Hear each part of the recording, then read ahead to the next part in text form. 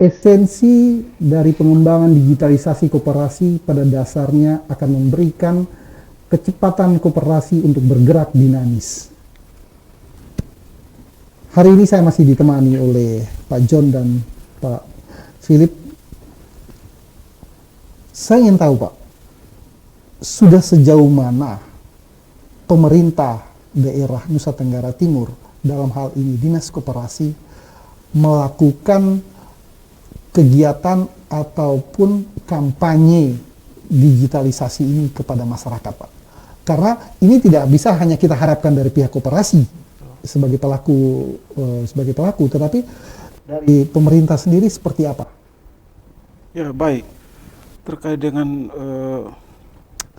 upaya yang kami lakukan bahwa per tanggal 8 November 2020 itu terjadi MOU antara Kementerian Koperasi dan UKM RI dengan Koperasi Kayana Resiwara Nitya atau lebih kenal dengan Koperasi Keren. Itu dalam rangka digitalisasi koperasi. Sebulan kemudian tanggal 18 Desember 2020 Koperasi Keren melakukan MOU antara pemerintah Provinsi NTT dengan Koperasi Keren. Di awal tahun tanggal 8 Januari 2021 pemerintah Provinsi NTT melalui Dinas Koperasi, Tenaga Kerja dan Transmigrasi Provinsi NTT ber-PKS dengan Koperasi Digital Nasional, yaitu Koperasi Keren. Di hari yang sama juga setelah ber-PKS, maka di hari yang sama kita melakukan sosialisasi digitalisasi kepada 22 kabupaten kota. Langkah yang pertama waktu itu kita melakukan sosialisasi dengan kepala dinas semua di kabupaten kota bahwa harus memberikan pemahaman kepada pemerintah. Setelah itu baru tahap berikutnya kita melakukan sosialisasi kepada pengurus pengelola koperasi. Bagaimana digitalisasi ini bisa ditindaklanjut kepada anggota kalau pengurus belum paham. Nah, itu langkah-langkah itu kita lakukan karena masa pandemi kita tidak bisa melakukan sosialisasi itu secara luring melalui daring. Memang perlu disadari bahwa dengan jaringan yang begitu tidak maksimal, pemahaman tentang digitalisasi memang masih tidak semua 100% langsung dipahami. Upaya itu kita lakukan lagi untuk daratan timur. Kita sudah melakukan sosialisasi kepada anggota koperasi, kepada pengurus koperasi, mulai dari Belu, TTU, TTS, dan Kabupaten Kupang dengan Kota Kupang, dengan mengumpulkan 20 koperasi saja. Karena PPKM sebelumnya kita membatasi jarak sehingga yang kita panggil itu hanya 20 koperasi. Sebelumnya itu kita di dinas ada pendamping PK2 UKM, pendamping peningkatan kapasitas koperasi, dengan petugas penyuluh koperasi lapangan. Ada juga tenaga pendamping ex anggur merah. Itu yang kita berdayakan dengan mereka turun ke koperasi-koperasi dulu. Seperti tadi yang dikatakan oleh Pak GM Swastisari bahwa di Kopdit itu sudah berdigitalisasi. Yang sasaran utama itu kita kepada koperasi yang selama ini pengelolanya masih manual. Terutama ada skala mikronya. Itu yang kita harus melakukan sosialisasi bagaimana mereka bisa tertarik atau bisa masuk dalam digitalisasi, tetapi mereka tidak paham apa itu fungsi atau peran daripada koperasi itu sebenarnya. Itulah upaya yang kita lakukan. Kalau anggaran kami di perubahan itu disetujui oleh pemerintah provinsi, maka kita akan melakukan sosialisasi di daratan Flores dengan daratan Sumba. Itu yang kami lakukan. Pak, kalau boleh tahu Ya. berapa banyak atau adakah target dari pemerintah daerah untuk mencetak koperasi modern ini? Target pemerintah 2021 sampai 2024 itu 3.000 koperasi yang harus berdigital. Jadi di tahun pertama 2021 1.000 koperasi yang harus berdigital dan akan di-launching oleh Bapak Gubernur pada bulan Oktober. Berarti tahun ini 1.000 ya Pak ya 1.000, targetnya? ya. Baik, Pak John, Swastisari sepertinya sudah siap menghadapi era digital ini. Bukan hanya sudah siap, tapi sudah masuk. Bahkan sampai ke pelosok-pelosok pun sudah terrealisasi rencana besar pemerintah ini. Kira-kira ke depan target besar apa dari koperasi Swastisari, Pak? Ya, baik. Yang pertama, sebenarnya yang membuat image koperasi itu tidak dipercaya itu karena tadi koperasi-koperasi harian yang di jalan-jalan itu. Ya, itu bukan digitalisasi. Tempel kertas karcis kuning itu omong kosong banyak, terus bukunya juga ditulis tangan, lak-lak, itu itu yang dibenahi, Pak. Itu penting dibenahi. Jadi ya mari kita juga ya, mengikuti alur ini, tidak boleh ketinggalan. Ya, orang lari kita ya lari. Ya, orang belum bangun ya kita sudah bangun, orang bangun kita sudah jalan. Ya, orang jalan kita sudah lari, orang lari kita sudah sampai di sana. Itu jadi kenapa Swastisari ya sampai pada di era pandemi yang sangat berbahaya sekalipun ya tren tetap naik. Ya, salah satu adalah pembenahan kepercayaan administrasi. Administrasi itu betul sangat benar.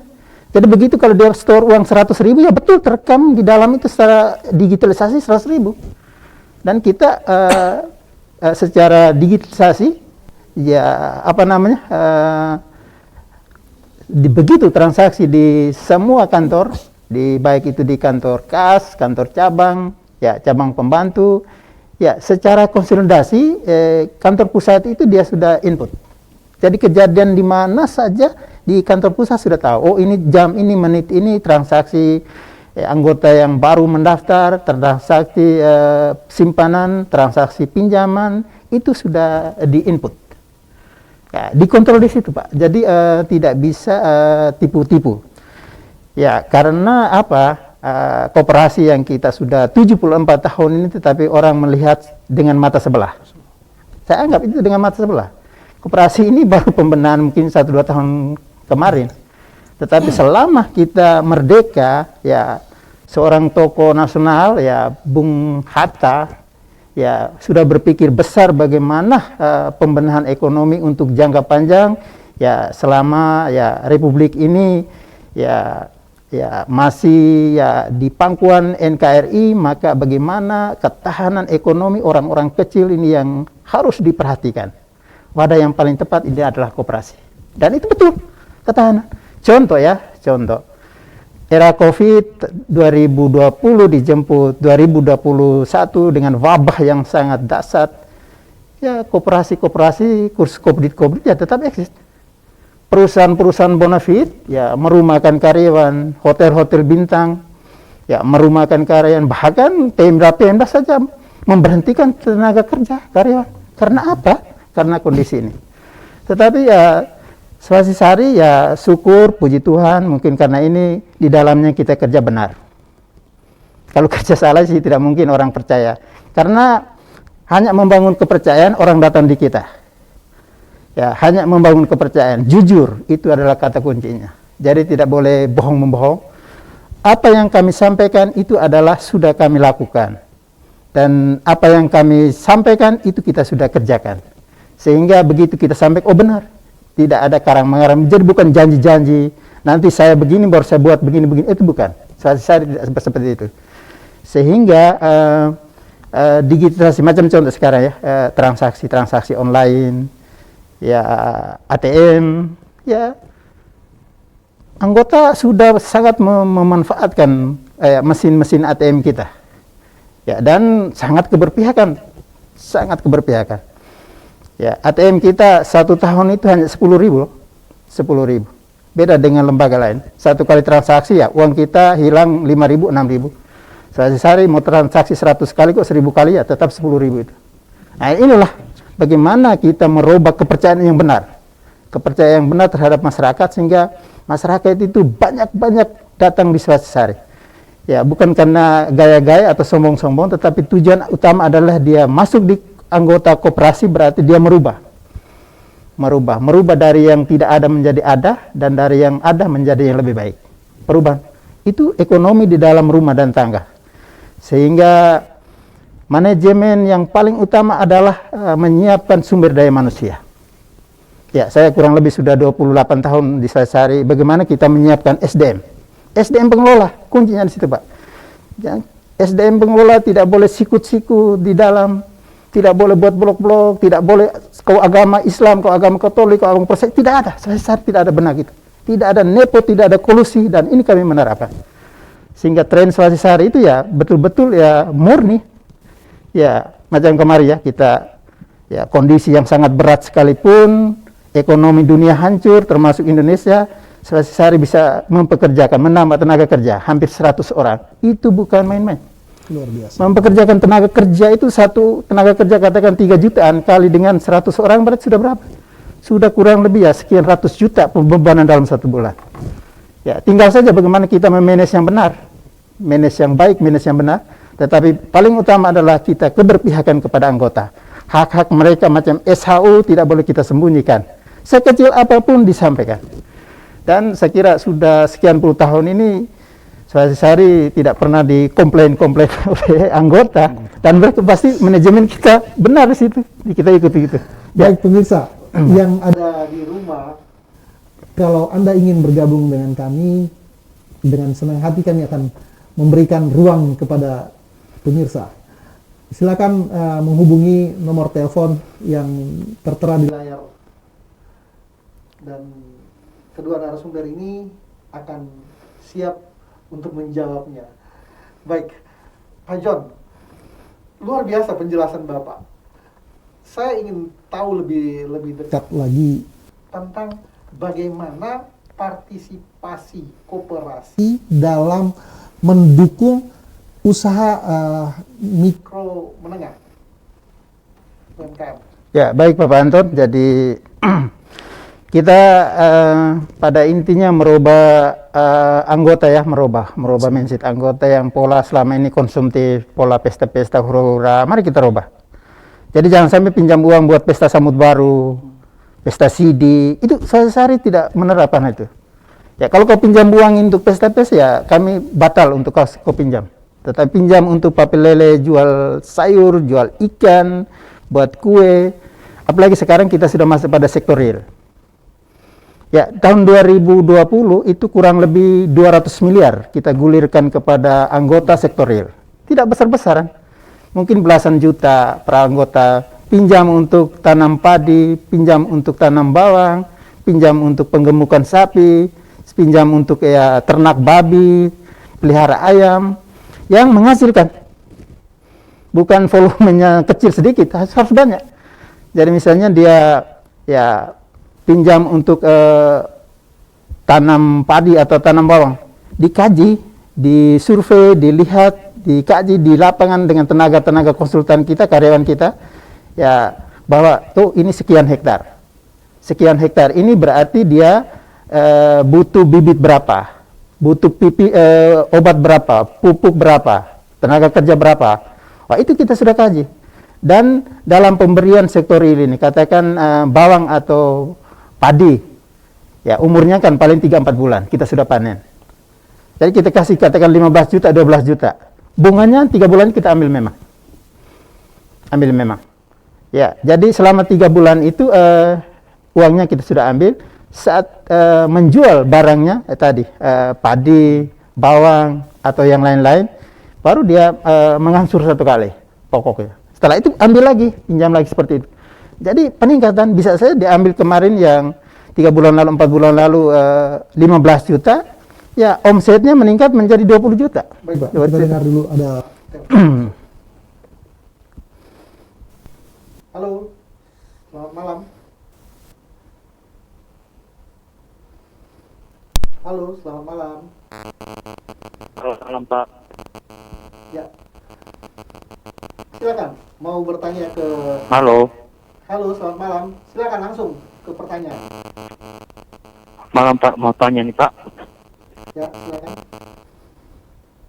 Ini kalau Swastiarsari sendiri dia sudah melakukan apa saja Pak di era modernisasi ini? Untuk kita nasabah apa sudah bisa pinjam uang lewat aplikasi saja? Mungkin sama seperti yang di online banyak beredar itu, kalau mau pinjam uang lewat aplikasi saja. Terus kalau untuk pembayaran atau pembelian di Swastiarsari Mart sekarang sudah bisa lewat online pesonde. Contoh buat kita yang tinggal dari jauh sekali dari Swastiarsari Mart, begitu mau belanja kemana Bapak? Baik. Hanya itu saja? Ya, halo. Ya. Ada pertanyaan lanjutan atau tidak? Oh, oke. Baik Pak Jor, kita langsung menjawab pertanyaan itu. Ya, tadi anggota ya, tapi namanya tidak disampaikan tadi. Ya, tadi. Ya, mengembalikan pokok atau membayar simpanan, ya sekarang kita sementara kelola untuk bagaimana sekaligus misalnya pemberian pinjaman secara online. Ya, tetapi kita juga selalu hati-hati dengan pemberian pinjaman secara online. Kita tahu 2-3 tahun lalu sangat digemparkan dengan fintech. Itu pinjaman yang berbasis teknologi, ternyata tipu-tipuan sangat merajalela. Sangat merajalela. Sehingga ini Swastiarsari memang dalam perjalanan mengemas supaya anggota itu jangan sampai membuat curiga terhadap lembaga, sehingga betul-betul apa yang kita sampaikan, ya transaksi itu betul-betul akurat. Jadi tidak ada membuat kecurigaan antara anggota dengan lembaga. Contoh tadi misalnya ya Kopmen Tunasari Sejahtera, anak dari Kopdit Swastiarsari. Jadi itu tokonya anggota Kopdit Swastiarsari. Ya, sekarang sudah sudah bagus sekali. Ya, satu saat misalnya kita baru uji coba di Kota Kupang, di mana ada cabang Kopdit Swastiarsari, di situ ada mart. Untuk apa? Untuk membendung anggota-anggota kita memanfaatkan tokonya sendiri. Ya, kami tidak gemetar dengan ya mart-mart yang lain. Kenapa kami tidak gemetar? Ya, mart yang lain tidak ada basis saja bisa, apalagi Swastiarsari sudah punya basis. Contoh misalnya di Kota Kupang saja, anggota kita itu sudah tembus 60 ribuan. 60 ribuan kalau misalnya dia belanja semua rata-rata satu bulan dengan 400-500 ribu saja, sudah berapa puluh miliar. Ya, ketimbang dia harus belanja di sana, dia tidak dapat apa-apa. Dan pola pengelolaan di Kopmen ini, Tunas Sejahtera ini, ya seperti Kopdit. Jadi ada SAU-nya. Pada akhir tahun, SAU itu dikembalikan kepada anggota. Seperti ya dia meminjam, menyimpan di Kopdit Swastiarsari. Ya, contoh misalnya dalam tahun berjalan, tutup tahun, ya keuntungan yang diberikan 10 juta. Maka kurang lebih 4-5 juta kita kembalikan kepada anggota. Ketimbang yang dia belanja di tempat lain kan mau dapat apa? Nol. Itu di sana itu hanya kapitalis. Jadi mari anggota yang sangat-sangat banggakan, mari cintai mart ini. Penting sekali. Cinta. Memulai kecil ini pasti semua orang kita melihat dengan mata sebelah. Tetapi biji sesawi yang kecil ini pasti besok lusa menjadi pohon yang besar. Seperti Kopdit Swastiarsari juga. Ya, saya masuk pertama itu kecil, tidak ada arti. Orang melihat, buat apa sih Kopdit Swastiarsari? Tapi sekarang orang mencari Swastiarsari. Karena apa? Pola pengelolaan manajemennya rapi dan untuk keberpihakan. Jadi kita bukan di sana untuk membesar-besarkan pengurus pengawas atau karyawan, tidak. Tetapi bagaimana kita betul-betul keberpihakan kepada pemilik. Dalam hal ini istilah saya raja-raja dan ratu-ratu anggota Kopdit Swastiarsari yang tidak pakai sendal, makan sirip pinang, ya pakai sarung. Itulah raja-raja, kekuatan ada di Kopdit Swastiarsari. 85% ada di sini. Pejabat itu hanya sedikit saja Pak Anton. jadi anggota sehari. Iya benar. Iya, Ya, iya. data. Ya, itu 80-90% itu orang yang tidak pakai sendal itu makan sirip Pinang itu mereka dari yang tidak ada. Dari yang tidak ada sekarang sudah punya rumah, sudah punya tanah, minimal sudah punya sepeda motor bahkan mobil. Anak-anak mereka menjadi sarjana. Ini aset-aset yang dimiliki awal dari kosong. Seperti itu. Baik, Pak Philip, melanjuti apa yang tadi Pak John jelaskan, saya ingin tahu lebih lanjut sebenarnya yang dilakukan oleh pemerintah daerah, khususnya dinas koperasi terhadap koperasi harian yang sekarang cukup berjamur di Kota Kupang. Apa? Apakah ada penindakan atau apakah ada pelarangan? Boleh dijelaskan, Pak, biar masyarakat juga tahu bahwa koperasi jenis ini ya apakah cocok dengan kehidupan masyarakat kita atau tidak. Silakan, Pak. Baik, terkait dengan koperasi harian, itu adalah suatu kata yang sudah umum, namun tidak sesuai dengan peraturan perundang-undang yang berlaku. Kami tidak kenal namanya koperasi harian. Nama itu mencederai koperasi itu sendiri. Dia berbaju koperasi, tetapi di prakteknya menggunakan uangnya sendiri. Ini yang perlu kami ke depan, kita akan menindak oknum-oknum ini. Kami tidak bisa katakan bahwa koperasi A atau koperasi B. Ini adalah oknum. Saat ini kita sudah terbentuk yang namanya SWID, Satgas Waspada Investasi Daerah, yang mana menyelidiki atau mencari orang-orang seperti ini. Nah, biasanya mereka ini kan menghindar. Di kami selaku pemerintah ada yang namanya Satgas Pengawas. Ketika ada masyarakat yang dirugikan, biasanya mereka tidak melapor ke kami. Tetapi yang dipikirkan pertama adalah polisi. Oh, ini saya harus lapor polisi karena saya merasa dirugikan. Dari situ kita dipanggil oleh polisi untuk memberikan keterangan bagaimana kehadiran koperasi ini, apakah punya izin ataukah tidak. Kalau misalkan tidak ada izin, maka kita memberhentikan operasionalnya. Bahwa kau masuk di daerah atau masuk di rumah orang harus ada izin. Selama ini sudah berapa banyak yang ditindak, Pak? Ada berapa koperasi besar yang kami tindak, kurang lebih 5-6 koperasi. Yang lain memang kita tidak bisa pantau karena seperti yang tadi bahwa bukan saja terjadi di Kota Kupang, di kabupaten lain pun seperti itu. Mereka berpindah-pindah. Ketika kita tangkap atau polisi memanggil, baru oh ini koperasi ini beroperasi di sini kapan? Kita tidak tahu karena masuk itu tadi tidak pernah izin di kita. Ketika ada masalah di lapangan, baru kita dipanggil. Mungkin perlu mencantumkan nomor telepon. Misalnya masyarakat ketika menemukan koperasi-koperasi seperti ini bisa menghubungi langsung ke pihak dinas koperasi supaya bisa langsung segera ditindak, Pak. Karena ini akan menjadi beban masyarakat ke depannya. Ini sebuah PR buat kami dan kami akan menindaklanjuti hal tersebut. Jadi kita harus punya ada kontak person yang harus menghubungi kami. Dari situ kami akan bersama tim Satgas tadi. Jadi bukan tim Satgas itu berasal dari dinas koperasi sendiri, tetapi kami ada 3 komponen yang lain. Ada OJK-nya, ada kepolisian dan ada kejaksaan.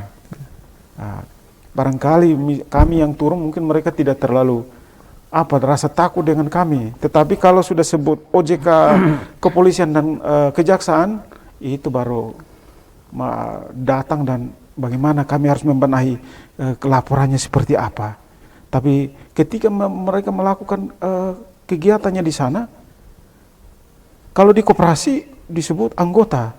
Nah mereka ini nasabah, sebut yang hanya memang anggota masyarakat kita ini tidak mau masuk di anggota koperasi, tetapi mereka mau sesuatu yang instan. Padahal itu merugikan mereka sendiri. Nah, ini yang kehadiran kami di sana, bahwa kalau koperasi itu buka cabang atau beroperasi di sini harus izin. Baik, Pak, Iya. tahan di situ dulu. Nanti kita balik lagi. Baik, pemirsa, kita akan balik lagi sesaat lagi.